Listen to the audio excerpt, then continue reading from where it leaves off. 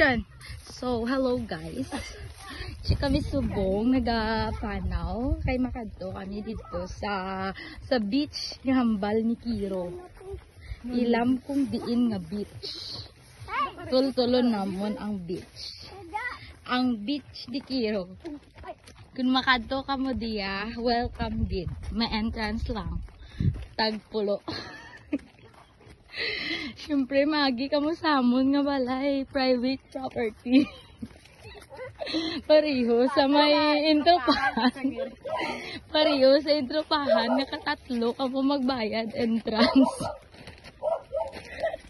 Kay kuno, private property. Ay, bilatsing ilok.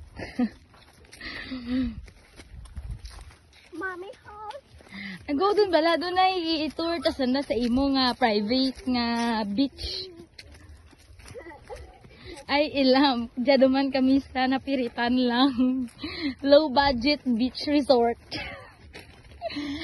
Ay waay kami sakyan, kundi diya lang kami sa private beach ni Kiro. Kiro Z, diin dapit. Okay. Tuya gali. Rapid lang. Rapid do lang kami. Rapid do lang kami. Hay daw maano gid nga marigos sa ana nga beach.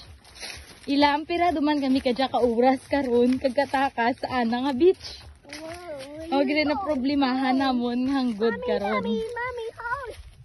House, oh, may house gali tuya. O nami ya resort ni Kiro.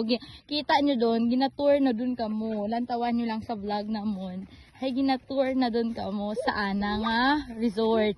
Kita nyo dyan tanan. Amo dyan kalupaan ni Kiro Z tanan. Way pa daya, way pa kita sa tunga-tunga ka dyan. Bali half pa lang daya.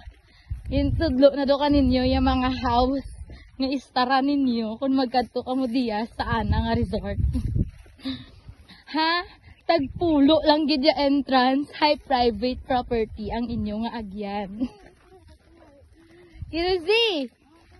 Dito dapit sa beach mo? Arapit na lang?